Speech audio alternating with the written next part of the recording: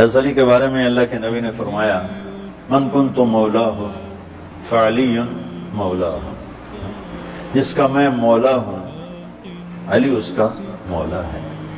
اور یہاں مولا سے مراد دوست نہیں ہے، یہ ہم دوست کا ترجمہ کرتے ہیں آقا، سردار، جس کا میں سردار ہوں علی اس کے سردار ہیں۔ اس کے پیچھے ایک کافی پس منظر میں بہت سی چیزیں ہیں، ان کی صفائی کرنے کے لیے میرے نبی نے غدیر خم پر یہ حدیث بیان فرمائی خطبے میں کہ جس کا میں مولا ہوں اس کا علی مولا ہے۔ تو یہ چند دن پہلے مجھے خیال آیا کہ ہمیں حضرت علی نہیں کہنا چاہیے، ہمیں مولا علی کہنا چاہیے، کہ میرا نبی ہمیں ان کو ہمارا مولا بنا کے گئے ہیں۔ ہم سمجھتے ہیں صرف یہ شیعہ کہتے ہیں مولا علی، وہ صحیح کہتے ہیں من کنت مولاہ فعلی مولاہ۔ آپ سب کے 6 روپے میں حیرانی دیکھ رہا ہوں، حالانکہ میں آپ کو صحیح حدیث پیش کر رہا ہوں۔ من کنت مولاہ فعلی مولاہ، جس کا میں مولا ہوں علی اس کا مولا ہے۔ تو میں اب حضرت علی نہیں کہتا، میں کہتا ہوں مولا علی، کہ ان کا حق ہے۔ جیسے ہر صحابی کی بعض خصوصیات ہیں جو دوسرے میں نہیں۔ آپ نے ابو بکر سب سے بڑی ہستی ہیں صحابہ میں، ان کو نہیں آپ نے کہا کہ تو جنت میں میرے آگے آگے چلتا ہے۔ بلال کو کہا کیا بات ہے، جب جنت میں جاتا ہوں مجھ سے آگے آگے چلتا نظر آتا ہے۔ جزوی فضیلت،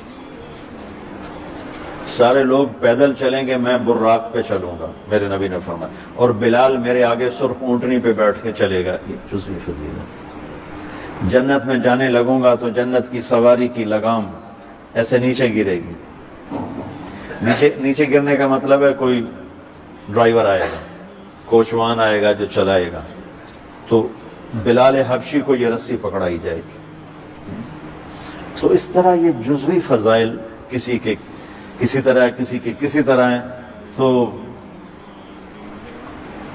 مجھے خیال ہے کہ ہم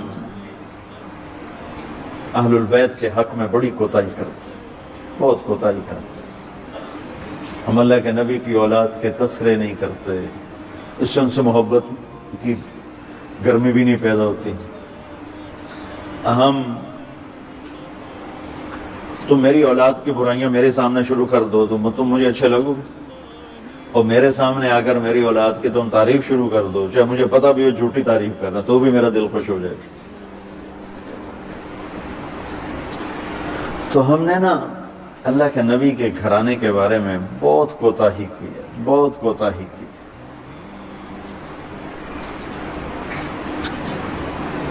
تو میں تم سنتے رہتے ہو، میرے ہر بیان میں اہل بیت کا تذکرہ ہوتا، اور یہ میرا ایمان ہے کہ یہ میری بخشش کا بہت بڑا وسیلہ ہے اگر اللہ کے ہاں قبول ہو۔ ریاکاری میں مردود ہو گیا تو وہ تو الگ بات ہے، اور جو اس کا ہر فیصلہ حق ہے، لیکن اگر میرے اللہ نے قبول فرمایا تو میرے بیانوں میں میری سب سے بڑی متاع میرے نبی کے گھر کا تذکرہ ہے۔ میں اس سے اندر کی محبت سے بھر کے کرتا ہوں، اور اپنی کوتاہی پر اور امت کی کوتاہی پر استغفار کرتا ہوں کہ ہم نے اپنے نبی کی اولاد بھلانا تو کیا ہے، 60 سال میں کیا کر دیا، ذبح کر کے رکھ دیا۔ مجھے حیرت ہوتی ہے کہ نبی کا نواسہ ہو اور ادھر سارے نامراد سور قسم کے انسان ہوں، اور پھر ان کے پیچھے لگ کے نبی کے نواسے کو ذبح کر دیا جائے، کچھ سمجھ میں نہیں آتا۔